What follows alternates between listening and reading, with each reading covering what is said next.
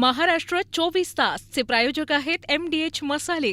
MDH ने जेवण दरवेळी मजेदार.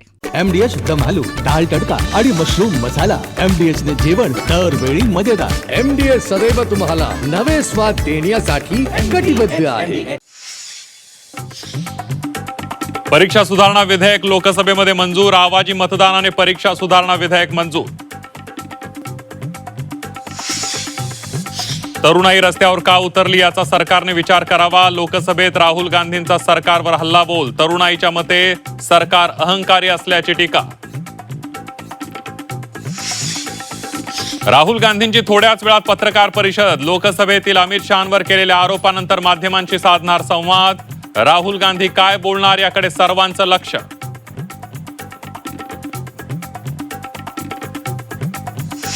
29 ऑगस्टला मराठा आरक्षणासाठी निर्णायक आंदोलन. जरांगेंचा सरकारला अल्टिमेटम. 25 लाख नोंदी सापडूनही प्रमाणपत्र का देत नाहीत, जरांगेंचा सरकारला सवाल. मराठा समाजाला जात प्रमाणपत्र दिलं जात आहे. मराठा समाजासाठी अनेक निर्णय घेतले. काही मागणी असल्यास चर्चा करू, फडणवीसांचं विधान. दिलीप वळसे पाटलांनी घेतली शरद पवारांची भेट. गुरुपौर्णिमेनिमित्त पवारांचा घेतला आशीर्वाद. मुंबई महापालिकेत महागड्या गाड्यांसाठी पैशांची उधळपट्टी. स्कॉर्पिओ ऐवजी इनोव्हा क्रिस्टा गाड्या घेण्याचा पालिका आयुक्तांना प्रस्ताव. मनपाच्या प्रस्तावावर विरोधकांचा आक्षेप. 5 महिन्यात नव्या गाड्यांची खरेदी कशाला, पेडणेकरांचा सवाल.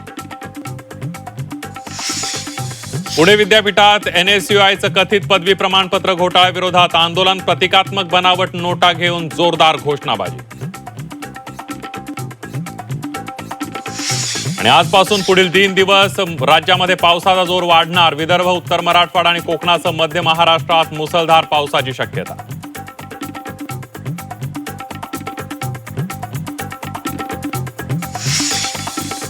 संदीप देसाई, महाराष्ट्र 24 तास या खास बातमीपत्रात आपल्या सगळ्यांचं स्वागत. बुलेटिनची सुरुवात करूया महत्वाच्या बातमीनं. लोकसभेमध्ये परीक्षा सुधारणा विधेयक आवाजी मतदानानं मंजूर करण्यात आलेलं आहे. विरोधकांच्या गदारोळात हे विधेयक आवाजी मतदानानं मंजूर झालंय. नीट पेपर फुटी प्रकरणानंतर हे बिल आता लोकसभेमध्ये सादर करण्यात आलं होतं. 2 दिवस या बिलावर चर्चा झाल्यानंतर आज ते आवाजी मतदानानं मंजूर करण्यात आलेलं आहे.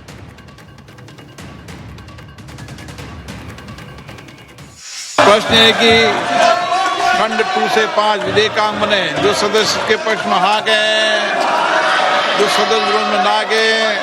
मेरे विचार में निर्णय हाँ वालों के पक्ष हुआ. खंड 2 से 5 विधेयकांग बना. प्रश्न ये कि खंड 1 अधिनियम सूत्र और विधेयक का पूरा नाम विधेयकांग बने. जो सदस्य के पक्ष में हाँ गए, जो सदस्य विरोध में ना गए. मेरे विचार में निर्णय हाँ वालों के पक्ष हुआ. खंड 1 अधिनियम सूत्र और विधेयक का पूरा नाम विधेयकांग बने. मंत्री जी अब प्रस्ताव करें कि विधेयक को पारित किया जाए. मैं प्रस्ताव करता हूं कि विधेयक को पारित किया जाए. प्रश्न ये कि विधेयक को पारित किया जाए. जो सदस्य इसके पक्ष में हाँ गए, जो सदस्य विरोध में ना गए. मेरे विचार में निर्णय हाँ वालों के पक्ष में प्रस्ताव स्वीकृत हुआ. लोकसभेत राहुल गांधींनी गृहमंत्री अमित शहांवर केलेल्या आरोपानंतर सत्ताधारी प्रचंड आक्रमक झालेले आहेत. शहांनी गोळीबाराचे आदेश दिले. सभागृहात गृहमंत्री शहा का नाहीत असा सवाल राहुल गांधींनी केलाय. पॅलेट गनचे आदेश कुणी दिले असा सवाल उपस्थित करत राहुल गांधींनी हल्लाबोल केलाय. यानंतर राहुल गांधींनी बिनबुडाचे आरोप करू नयेत, त्यांनी माफी मागावी अशी मागणी किरेन रिजिजू यांनी केली आहे. तर पुराव्यांशिवाय आरोप नकोत असं लोकसभा अध्यक्ष म्हणाले. The Home Minister authorized the shooting of our students, sir.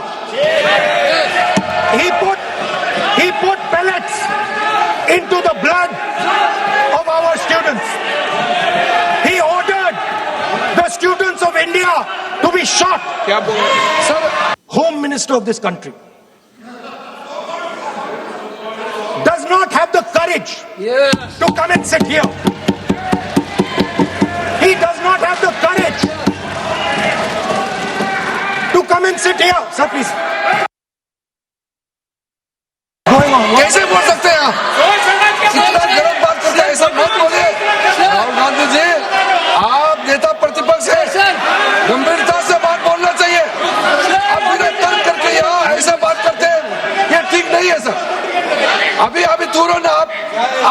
Basis पे ये बयान दिया है? किस बेसिस पे आपने ये बयान दिया, बताइए? किसने आपको बताया और किस तर्क के साथ आप ये बयान दिया है? ये बहुत गलत बात बोला है राहुल गांधी जी ने, बहुत गलत बात बोला है। मैं इसका आपत्ति करता हूँ, कार्रवाई से निकालना ही चाहिए, लेकिन राहुल गांधी जी आप माफी मांगिए, ये ठीक बात नहीं है। आप ऐसे नहीं बोल सकते, गलत बात बोला है। कैसे आप माननीय प्रतिपक्ष के नेता, मेरा आपसे आग्रह है, एक मिनट, आप विधेयक के बोलो और आप कोई भी तथ्य, कोई भी बात कहें तो आप खुद इंक्वायरी कर खुद निर्णय की स्थिति में नहीं बने। ये आप विषय कह सकते हैं कि इस लाठीचार्ज की इंक्वायरी होना चाहिए, लेकिन आप किसी व्यक्ति विशेष, अखिलेश ने भी कहा, आप इंक्वायरी की बात कर सकते हैं, लेकिन आप कहें कि नाम लेकर किसी का कहें, ये उचित नहीं है। तर गृह विभागाच्या आदेशाशिवाय कारवाई अशक्य असल्याचं म्हणत शहांवरील आरोपांवर राहुल गांधी ठाम असल्याचं म्हणाले।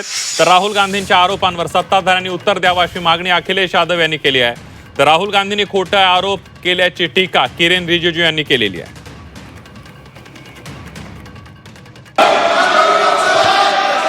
Speaker sir, the use of force can only be authorized by the Home Minister. No. It cannot be authorized either by the Home Minister or the Prime Minister. नहीं अध्यक्ष महोदय, अगर नेता प्रतिपक्ष ने कोई गंभीर आरोप लगाया सरकार पे, तो ये सरकार की जिम्मेदारी बनती है कि किसके ऑर्डर पे पुलिस ने बच्चों पर, छात्रों पर, युवाओं पर इस तरह का व्यवहार किया है। ये सही है। नहीं अध्यक्ष महोदय, ये अगर गृह मंत्री जी का नहीं है, आप अगर इंक्वायरी का मांग करता है या वो ठीक है, हम मानते हैं। अखिलेश जी, अरे अखिलेश जी, आप जो कह रहे हैं वो अलग है। राहुल गांधी जी ने जो बात कहा बिल्कुल अलग बोला है। एक ही नहीं, ये गलत बात। आपको राहुल जी, आपको देखिए, ये बहुत सीरियस है, आपको माफी मांगना होगा, या तो आप खेद प्रकट कीजिए, अपना शब्द को वापस लीजिए। आपने बहुत गंभीर झूठा आरोप लगाया है, ये बहुत गंभीर है, ऐसा मत कीजिए। आपका शब्द बहुत गलत बात है। तर गोळीबारच झाला नाही, मग गोळीबाराचे आदेश देण्याचा प्रश्नच नाही। राहुल गांधींच्या आरोपांवर मंत्री जितेंद्र सिंह यांनी पलटवार केलाय। गोळीबाराच्या आदेशाचा अधिकार मंत्र्याला नाही असं जितेंद्र सिंह यांनी म्हटलंय। आंदोलक विद्यार्थ्यांवर गोळीबार केला नसल्याचं जितेंद्र सिंह यांनी स्पष्ट केलेलं आहे। गोली चली ही नहीं, अश्रु गैस, टीयर गैस का इस्तेमाल हुआ, लेकिन जब गोली चली ही नहीं तो आदेश देने का सवाल ही नहीं पैदा होता, और आदेश देने का अधिकार मैजिस्ट्रेट के पास रहता है, मंत्री के पास नहीं। फिर इन्होंने ये कहा कि गृह मंत्री जी के साथ 30 गाड़ियों का 30 व्हीकल्स कैवलकेड, शायद इनको गिनती करने में भी दिक्कत है। इन्होंने शायद वो कैवलकेड देखा ही नहीं कि 30 गाड़ियां कभी भी गृह मंत्री जी के साथ नहीं चलती। देशात 3 प्रकारचे लोक आहेत, एक म्हणजे विद्यार्थी, दुसरे म्हणजे मूर्ख आणि तिसऱ्या प्रकारात अंधभक्त येतात। यापैकी मूर्ख आणि अंधभक्तांना आपल्याला सगळे माहीत आहे, आपण देव आहोत याची खात्री असते, असं खोचक वक्तव्य लोकसभेतील विरोधी पक्षनेते राहुल गांधींनी केलंय। राहुल गांधी यांनी बुधवारी लोकसभेत पेपरफुटी दुरुस्ती विधेयकावर सुरू असलेल्या चर्चेत भाग घेतला। यावेळेला राहुल गांधी आणि उपमा आणि रूपकांचा वापर करत सभागृहातील भाजप खासदारांना डिवचलंय। राहुल गांधी यांनी कुणाचाही उल्लेख न करता मूर्ख लोकांची लक्षणं सांगितलेली आहेत। यावर समोरच्या बाकांवर बसलेले भाजपचे खासदार प्रचंड संतापले आणि त्यांनी सभागृहात गोंधळ घालायला सुरुवात केली। स्टूडेंट है और फिर ये इडियट भी है, तो मैंने उससे पूछा, एक बात बताओ, ये तीसरी कैटेगरी कहां जाती है? ये तीसरी कैटेगरी कहां जाती है? उसने कहा कौन सी तीसरी कैटेगरी? मैंने कहा अंधभक्त। इसको कहां डाला जाए? She says to me, अंधभक्त is a person who is absolutely convinced that another idiot is God. So these are the 3 categories: student, idiot, an andbhakt who follows the idiot. Rahul Gandhi बहुत तरीके से ऐसा शब्द यूज कर रहे हैं, वो एक स्टूडेंट के नाम से ऐसा शब्द का इस्तेमाल कर रहे हैं। वो इस्तेमाल तो वही कर रहे हैं ना, राहुल गांधी जी ही कर रहे हैं। वो नाम ले रहा है स्टूडेंट का, स्टूडेंट का नाम नहीं बोल रहे हैं, लेकिन स्टूडेंट का नाम से इन्होंने जो शब्द यूज किया है वो अनपार्लियामेंट्री वर्ड है, और जो अनपार्लियामेंट्री वर्ड है उसका इस्तेमाल नहीं कर सकते हैं। तर राहुल गांधींचं भाषण ऐकायला वेळ नसल्याचं म्हणत मुख्यमंत्री देवेंद्र फडणवीसांनी टीका केली आहे। खोटे आरोप करून काही मिळत नाही, अराजकता पसरवणं हा त्यांचा अजेंडा आहे असं म्हणत मुख्यमंत्री फडणवीसांनी राहुल गांधींवर निशाणा साधलाय।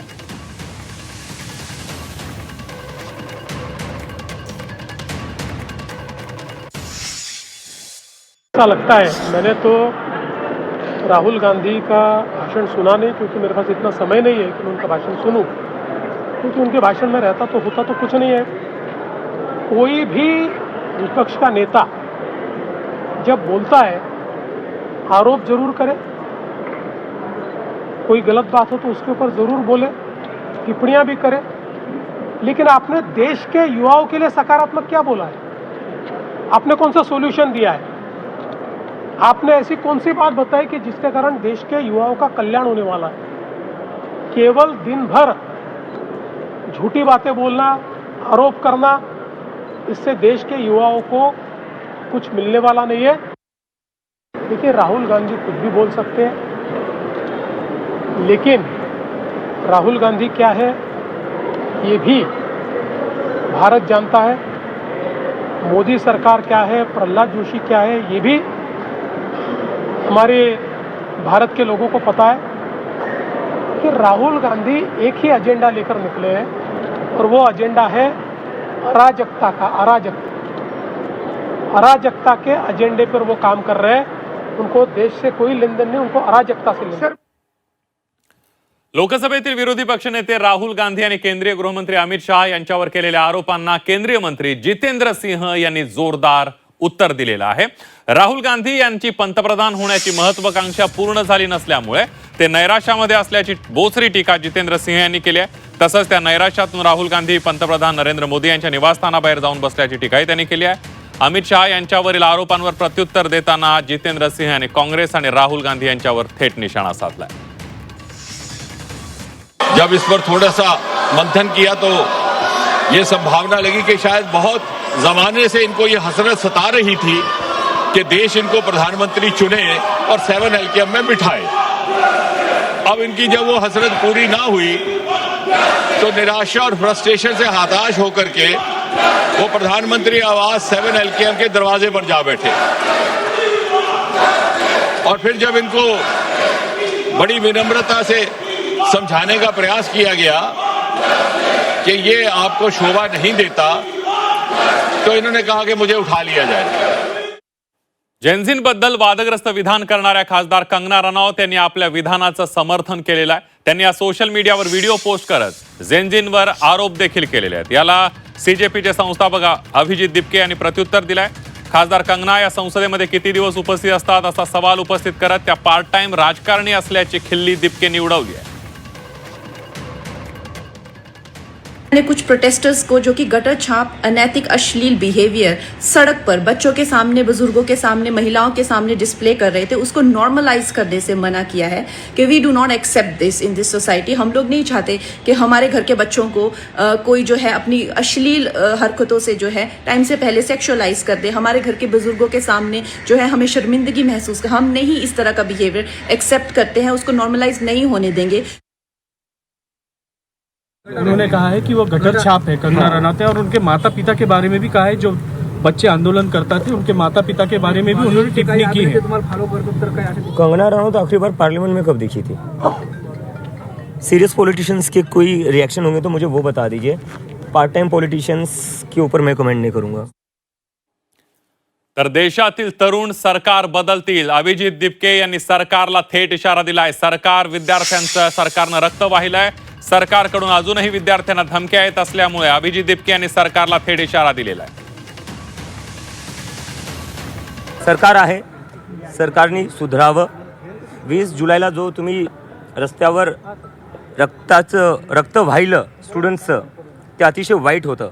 तुमचं तेवढं रक्तही जर वाहून मन भरलं नसेल, त्यामुळे तुम्ही स्टुडंट्सला अजून पण तंग करताय का? वेगळ्या वेगळ्या राज्यात मी बघतोय भरपूर स्टुडंट्सला पोलीस घरी जाऊन तंग करते, अरेस्टच्या धमक्या देते, डिटेनच्या धमक्या देते. ते स्टुडंट्स का आतंकवादी नाही आहे, ते आपल्या देशाचं भविष्य आहे. आपल्या देशाच्या भविष्याला जर या सरकारला असंच तंग करायचं असेल तर ह्या स्टुडंट्सनी आता फक्त धर्मेंद्र प्रधानचा राजीनामा घेतला आहे. उद्या जाऊन ते सरकारी बदलतील जर ही सरकार आता लाईनीवर आली नाही तर. यानंतर वळूया पुढल्या बातमीकडे. 29 ऑगस्टला शेवटचं निर्णायक आंदोलन करणार असल्याचा इशारा मनोज जरांगे पाटलांनी सरकारला दिलेला आहे. मराठ्यांना वेड्यात काढण्याचं काम सुरू आहे. राज्यात 58 लाख नोंदी सापडल्यात, मात्र तरीही सरकार कुणबी प्रमाणपत्र का देत नाही असा सवाल जरांगेंनी सरकारला विचारलाय. यावर फडणवीसांनी प्रतिक्रिया दिली आहे. मराठा समाजाला जात प्रमाणपत्र दिलं जातंय. आमच्या सरकारनं मराठा समाजासाठी जेवढे निर्णय घेतले तेवढे निर्णय कोणत्याही सरकारनं घेतल्या नसल्याचा दावा फडणवीसांनी केलाय. जर कुणाला वाटत असेल की आपल्याला काही मिळालं नाही तर यातून मार्ग काढला जाईल असं आश्वासनही फडणवीस यांनी दिलेलं आहे. 29 ऑगस्टला म्हणजे 1 महिन्यानंतर आता 29 जुलै शेवटचं खूप मोठं आंदोलन, निर्णायक आंदोलन करायचं.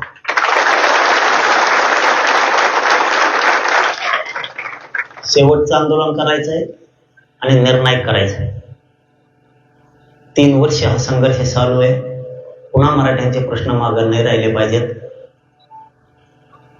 शेवटचं आंदोलन, निर्णायक आंदोलन करायचं, इतकं ताकदीनं करायचं, पुन्हा मराठ्यांचे प्रश्न मागे ठेवायचे नाही. कोणी मागताय आणि देत नाही अशी परिस्थिती नाहीये. मला असं वाटतं की फार कमी पेंडन्सी आहे, त्यांना जात प्रमाणपत्र दिले जात आहे.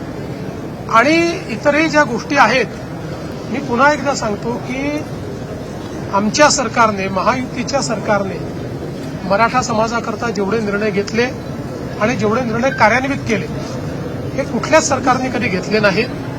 अद्यापही कोणाचा काही रोष असेल, कोणाला काही वाटत असेल की हे योग्य होत नाहीये तर निश्चित त्यातनं मार्ग काढता येईल. त्या सगळ्या गोष्टी आपल्याला बघता येतील आणि त्याला योग्य पद्धतीनं मला असं वाटतं की त्याच्यावर मार्ग काढता येईल. तर मनोज जरांगे पाटलांच्या मागण्या काय त्यावर एक नजर टाकूया. राज्यात सापडलेल्या 58 लाख नोंदींचं प्रमाणपत्र देण्यात यावं. हैदराबाद गॅझेटेनुसार मराठवाड्यातले सगळे प्रमाणपत्र द्या. सातारा, कोल्हापूर, पुण्यासह 5 संस्थांच्या गॅझेटियरच्या अंमलबजावणीचा GR काढा. मराठा आंदोलकांवरील दाखल केलेले गुन्हे मागे घ्या. ओबीसींच्या सर्व सोयी सुविधा मराठा समाजाला लागू करा. अण्णासाहेब पाटील विकास महामंडळाच्या आपण बघतोय की सारथीच्या योजना पुन्हा सुरू करण्यात याव्यात अशी मागणी करण्यात आलेली आहे. मराठा समाजासाठी स्वतंत्र मंत्रालय स्थापन करण्यात यावं अशी मागणी आहे. SCBCचे त्याचबरोबर ESBC आणि SWS मधून निवड झालेल्यांना नियुक्त्या द्याव्यात. ECBC आरक्षणातून निवड झालेल्या परीक्षार्थी विद्यार्थ्यांना सेवेत रुजू करावं. कुणबी जात प्रमाणपत्र मिळालेल्या मराठ्यांना व्हॅलिडिटी प्रमाणपत्र द्या अशी मागणी जरांगे पाटलांची आहे. जरांगे पाटलांच्या मागण्या या बालिश आणि न पूर्ण होणाऱ्या आहेत अशी टीका लक्ष्मण हाके यांनी केली आहे. जरांगेंनी आंदोलन करण्यापेक्षा मंत्र्यांसोबत चर्चा करावी असं हाके म्हणाले. तर फडणवीस सरकारने मराठ्यांच्या सर्व मागण्या पूर्ण केलेल्या उपोषण न करता गोष्टी सुटतील असं बबनराव नोणीकर यांनी म्हटलेलं आहे. हे लहान मुलं असतात ना, भातुकलीच्या खेळ खेळतात ना, त्याच्यापेक्षा वरचा दर्जा ह्या आंदोलनाचा नाही. काहीतरी बेकायदा मागणी करायची, जी गोष्ट कधीच होणार नाही अशा पद्धतीची मागणी करायची. काय ओबीसींना काय सुविधा आहेत की ज्या त्यांना पाहिजेत. स्वर्गीय अण्णासाहेब पाटील आर्थिक विकास महामंडळाला जेवढा निधी शासनानं दिला आहे, ज्याचं व्याज शासनानं भरलं आहे, तेवढं ओबीसींना काही मिळालं आहे का? जरांगेंनी आंदोलन करण्यापेक्षा जरांगेंनी थोडं मंत्रालयाकडे यावं, थोडं इथल्या प्रशासनाबरोबर चर्चा करावी. मराठ्याचे मुख्यमंत्री असताना मराठ्याला न्याय मिळाला नाही, मात्र देवेंद्र फडणवीस साहेबांनी मराठा आरक्षणाला प्राधान्य दिलं आणि ते आरक्षण मंजूर केलं. आणि आत्ता जे काही कुणबी प्रमाणपत्र देणं आहे त्याच्यामधले काही अडथळे असतील तर माननीय मुख्यमंत्री महोदयांना व्यक्तिशः आम्ही भेटू आणि त्यांना विनंती करू की उपोषण थांबवलं पाहिजे आणि हे सगळे प्रश्न सुटले पाहिजे. पुण्यामध्ये वळसे पाटलांनी शरद पवार यांची भेट घेतलेली आहे. मोदी बागेमध्ये जात शरद पवार यांची वळसे पाटलांकडून भेट घेण्यात आलेली आहे. भेटीमध्ये राजकीय चर्चा झाली नसून रयत शिक्षण संस्थेसंदर्भात भेट झाल्याचं वळसे पाटील यांनी म्हटलंय. यासह गुरुपौर्णिमेनिमित्त पवारांचे आशीर्वाद घेतल्याचंही वळसे पाटलांनी म्हटलेलं आहे. असं आहे की उगाच एखाद्या विषयाला फाटे फोडायचं कारण काही नाही आहे. गुरु आहेत, गुरुस्थानी आहेत, नेहमीच मोठ्यांचे आशीर्वाद घेतले पाहिजे. ते आजपर्यंत आम्ही सगळ्यांचे घेत आलो. असं आहे की राजकीय चर्चा कुठल्याही प्रकारे झालेली नाही. त्यामुळं कुठल्याही राजकीय प्रश्नांना उत्तर देण्याचा मला कुठलाही अधिकार नाही. शाळांमध्ये मिळणाऱ्या अन्नपदार्थांबाबत अन्न आणि औषध प्रशासनानं नवी नियमावली जारी केली आहे. कॅन्टीन, वसतिगृह, अन्न पुरवठा याची नोंदणी अनिवार्य करण्यात आली आहे. यासह कॅन्टीनची वर्षातून 2दा तपासणी केली जाणार अशी माहिती आयुक्त तुकाराम मुंढे यांनी दिली आहे.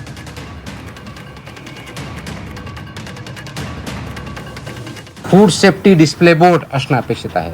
आता फूड सेफ्टी डिस्प्ले बोर्डवरती काय तुमचा व्हेंडर कोण आहे, त्याचं लायसन्स काय आहे, कोणत्या प्रकारचं फूड तिथं दिलं जातं, त्याच्या काय व्हॅल्यूज आहेत हे लिहिणं अपेक्षित आहे. त्याचबरोबर फूड सेफ्टी सुपरवायझर हेही नॉमिनेट करायचं आहे. त्यांनी हे बघायचं आहे की हे फूड सेफ्टीचे नॉर्म त्या ठिकाणी पाळले जातात. हेल्थ अँड वेलनेस अँबॅसेडरसुद्धा ते अपॉइंट करणं अपेक्षित आहे over a period of time, की त्या शाळेमधून कोणी विद्यार्थी असू शकेल, शिक्षक असू असेल, जो कोणी असेल त्यांनी तो अपॉइंट करायचा आहे. किंवा नोडल अधिकारी नियुक्त करणं हे पुढच्या काळामध्ये आपण बंधनकारक करत आहोत, ते आवश्यकता आहे. महाराष्ट्र 24 तासचे प्रायोजक आहेत MDH मसाले. MDH ने जेवण दरवेळी मजेदार. आरोग्य न्यूट्रिशन मिळे, बॉडी किती स्ट्रॉंग बने, कमी खाऊन पोट भरे, डायजेशनला नाही धोका. MDH सोया टीम अस्सल प्रोटीन. MDH